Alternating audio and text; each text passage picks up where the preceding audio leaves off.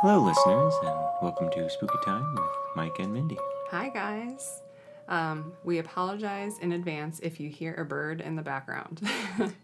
Yep, it's outside the window, and although the window is closed, he's quite loud. Yes. So maybe you don't hear it, and now you're going to listen for it, and maybe it'll stop. But, anyways, in this podcast, we're going to do the second part of our 4-part series for Scary Stories to Tell in the Dark. Mm-hmm. Yeah. So I wanted to address really quick that in the first part, we mentioned the Gangly Man being from What Do You Come For? Mm-hmm. But I was reading some articles and it was saying that the Gangly Man is actually a combination of the monster created in that story along with Slender Man qualities. Mm-hmm. So it's not exactly taken from that, but inspired by. So I just wanted to address that. Yeah, I think that makes sense. Yeah, for sure. I mean, I don't know. It makes sense to grab something from current folklore like Slender Man and put it into the movie. So we both just read More Scary Stories to Tell in the Dark, which was released back in 1984. Were you familiar with any of the stories in this one? The only one I was familiar with was The Black Dog. Yeah, which one was that again? I thought that was called literally The Black Dog. No, I mean, like, what was that about? Sorry. Did I ask that wrong? No, I may have misheard you. Okay. The Black Dog was about a man who had a rivalry with a different family, and more specifically another man, and he actually killed this man, and that man had a black dog, and he killed the black dog too. Mm-hmm. So he kept seeing the black dog, even though he killed the black dog years ago, and it just kept being there, and only he could see it, and eventually he dies, and they find black fur over him. Yeah, like he had no other reason why he would have died. He was just dead, and they couldn't figure out why, and... Yeah, I mean, that sounds familiar. Like, stories have been released that are like that, like movies and things. Mm-hmm. But not exactly like that. So, yeah. The thing I remember, this is the book that has A Ghost in the Mirror, which isn't an actual story, but a description of how to call a ghost to you through a mirror. And I remember this is what has scarred me for life with mirrors and being able to sleep if there's a mirror directed at my bed or anything like that.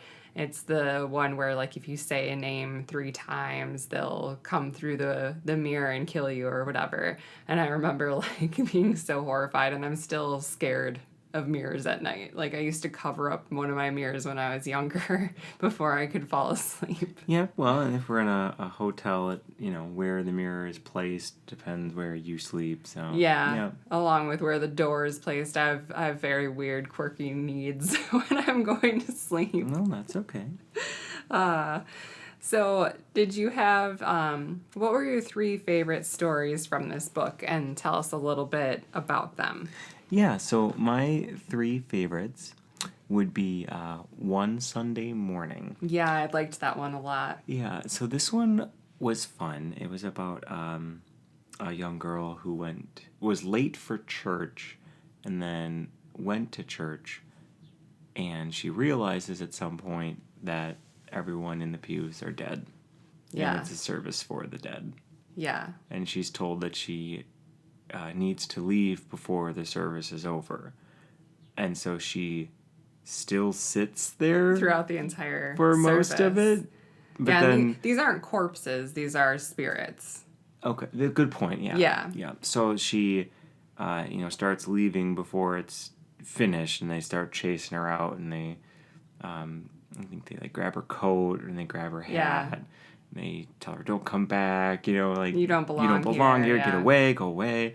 And so she runs out, and then later her friends find her coat and her hat torn up or all that stuff in the cemetery. Yeah.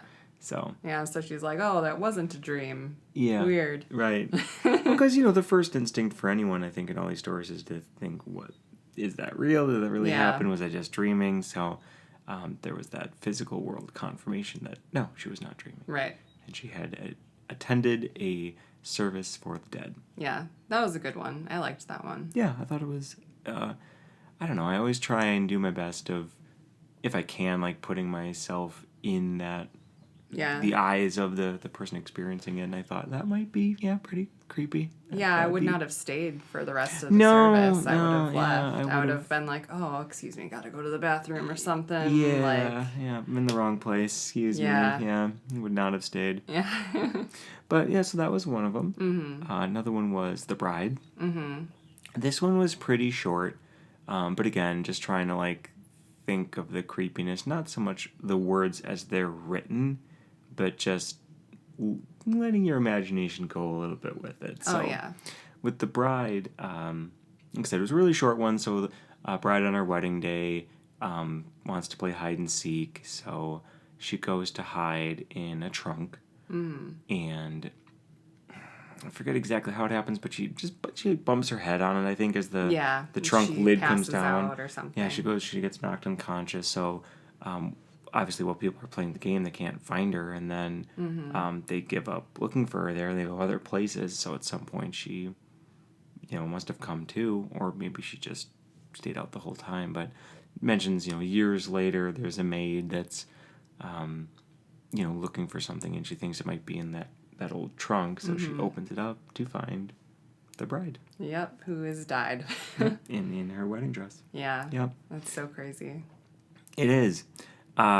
Very creepy. Yeah. It's a creepy one. Yeah, and I feel like that's the theme for...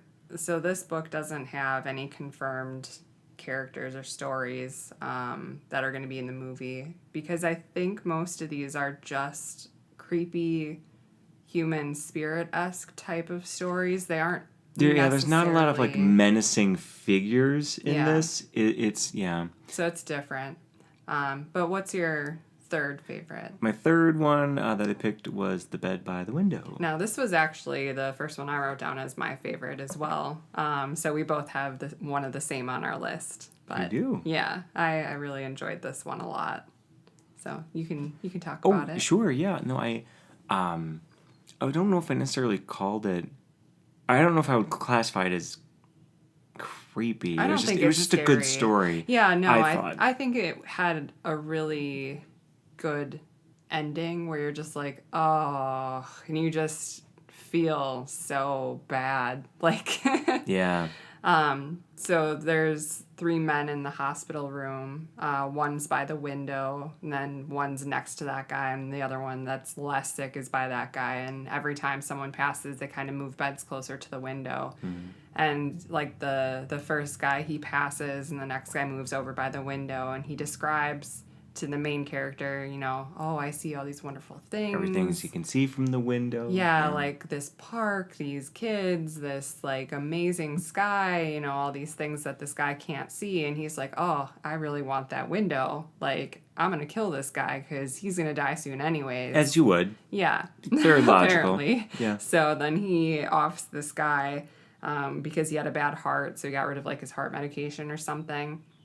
And he moves into the new bed and looks out the window, and it's a brick wall. And Yep. it's like the other guy had been describing something beautiful for him to see Yeah. in his mind, because otherwise you're just looking at a wall. Mm-hmm. And it makes you feel so, oh man, like now you knew you shouldn't have killed that guy. Yeah. Like he was doing something awesome for you. Yeah, he was just trying to be nice. Yeah. Yeah. So, and it makes me feel like crap. Yeah, I mean, I guess the only thing that was creepy or scary or spooky about it would have been the fact that he killed him. Yeah. Hid his pills that he'd die. Yeah. Um, I mean, that is pretty scary. yeah, but I mean, I think, the ending leaves you a bit unsettled, Oh, yeah. right? With it being just a brick wall. Yeah, for sure. Yeah, so that feeling of kind of loneliness would take over, or maybe not that feeling of being trapped, but just, just being lonely at this point. He's the only one left in the room, and now there's not Yeah. even a world to look at. So you have that isolation. Yeah. Although it'd be pretty awesome if he, like, was passing down these stories to the guy in the next bed, and he was just like, oh, I'm gonna tell this guy stories too, but then he gets offed because the other guy wants to be by the window, some like justice and revenge, you know. Oh, could be. But I don't know. It was a really impressionable story, I think. Like, it's gonna stick with me. Yeah, I agree. So I have two other favorite ones. I really liked, they're both actually from the end of the book. Of this one, again, has funny, scary stories. More of like a joke theme. Yeah, and I didn't really like most of the stories in this one overall. So I ended up just picking funny ones. So The Bad News, which is like two elderly friends that like baseball and watch baseball together all the time. And they used to play baseball together. And they're like, oh, if one of us passes, like we need to come back and tell the other if there's baseball in heaven.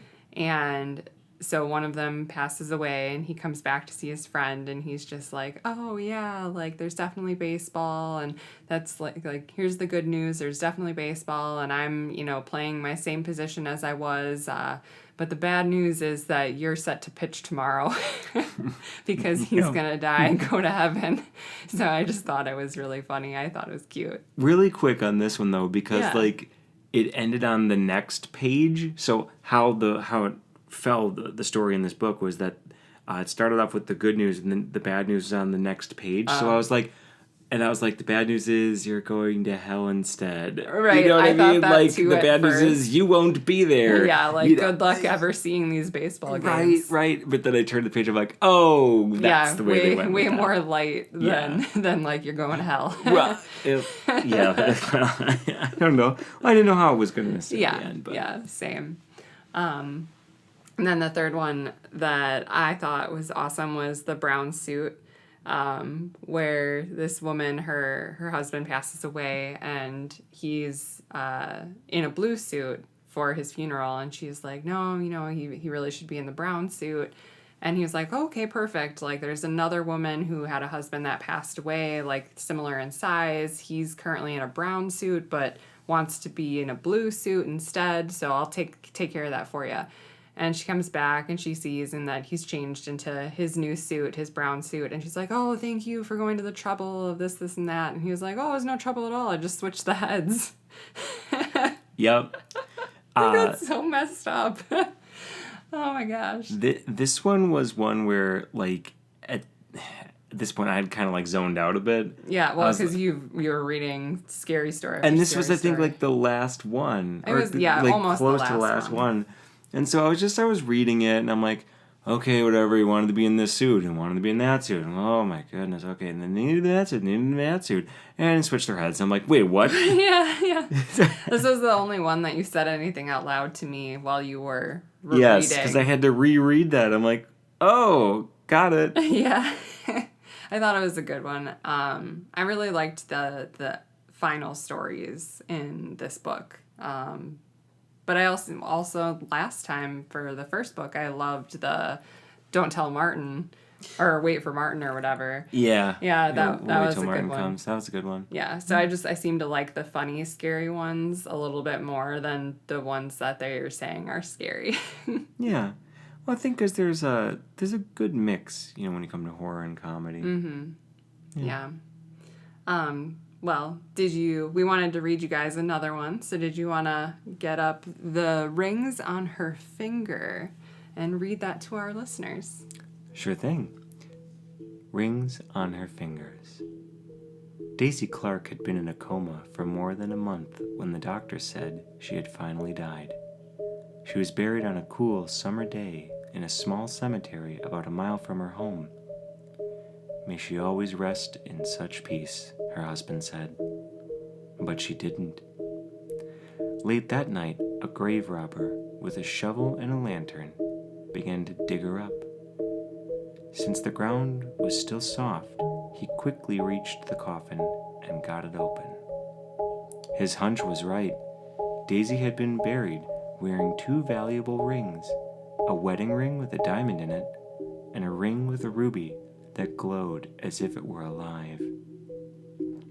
The thief got down on his knees and reached into the coffin to get the rings, but they were stuck fast on her fingers.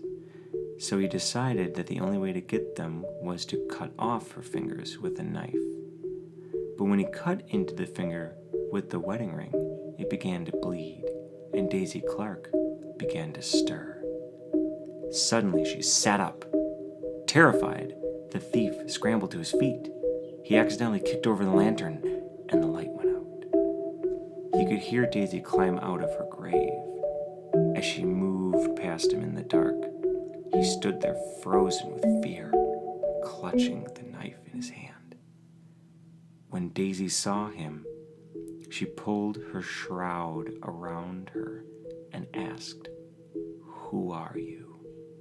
When the grave robber heard this corpse speak, he ran. Daisy shrugged her shoulders and walked on, and never once looked back. But in his fear and confusion, the thief fled in the wrong direction. He pitched headlong into her grave, fell on the knife, and stabbed himself. While Daisy walked home, the thief bled to death. Yikes. Yeah. This was one where, when I was reading it, I definitely felt that vibe rising, and I was like, oh man. And at least for me anyway, what kind of ruined it a bit is when she spoke. I don't think they need to speak. I think if it was just would have been silent, he could have definitely tripped and fell, and you know what I mean? But that's fine. It's a choice made. I mean, it's for kids, right? Right, It shouldn't be too scary. Yeah. Well, I mean, I feel like, so the next story in the book is called The Drum, and that one is also just, like, super messed up. Like, there are just some really weird stories in this one, and, like, the one we just read to you kind of gives you a vibe of what to expect if you're going to be reading the second one. Agree, yeah. Because in The Drum, there's this little girl who has a drum, and these two girls want her drum, and she's like, well, you got to be bad to get my drum. Mm-hmm. And so, like, they try to do progressively worse and worse things every day. At home to their mom and their little brother and to their dog and stuff to try and get this drum. And then she was like, well, I was never going to give you this drum. We were just playing a game. And they go back home, and, like, the mom had said that she was going to leave with their little brother if they were going to stay bad, and then she left.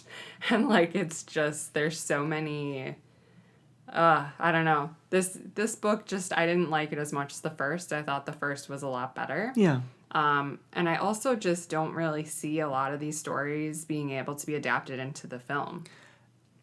I'm going to agree. There was a lot of, like, ship ones. And, yeah, there were. There were, like, 3 ship ones in a row. A lot of, like, kind of sea or ship themed. And I just think knowing how the movie is focused on kids in high school. And, like, reading the books coming to life. Right. And, like, how these can't really come to life without translate? their settings, you know? Like, they need to have their full settings in order to make sense. Like, if they did, like, one Sunday morning, they need to all be going into a church and finding dead people, you know? And it's just... Right. I mean, that's possible. That kind of stuff could happen. I just don't see it translating well into the story that's being created. Yeah.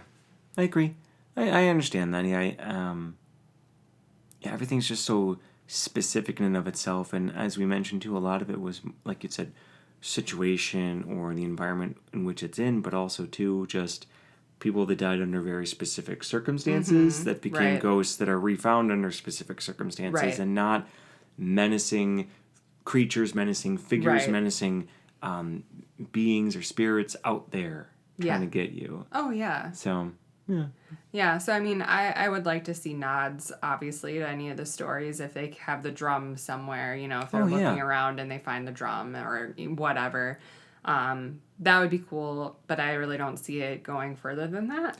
Yeah, at least based off the trailer Yeah. for the scary stories or the trailers that we've seen so far. It seems like they've centered around a few specific ghosts, and they definitely have more of that menacing coming after you feeling, whereas these are, you know, stories, definitely, and scary stories, but they're specific. Right. Well, and I know that they have the red dot, so that's in the 3rd book, so that'll be in our next episode, with the spiders on the face and stuff, with that girl having that affliction. But even still, if you apply that knowledge to any of these stories, I don't see them Okay. being able to pull that either, because it's not gonna really, there's nothing like that in this book either. That could be applied to one person. Right, exactly. Like you said, aside from one Sunday morning, so maybe one of them goes to church and... Yeah, maybe. Okay. I mean, like, we'll keep an eye out, I Yeah. suppose, when we do see it. Yeah. Maybe we'll see one of these stories in it. But, Yeah, we might. yeah, for sure. I agree. I think it might be a bit more challenging, at least for the stories in this book. Yeah, I agree. So, but I think that about wraps up the conversation on more scary stories to tell in the dark. Mm-hmm. So part 3 will come out next month. So watch for that. And yeah, stay spooky, guys. Stay spooky.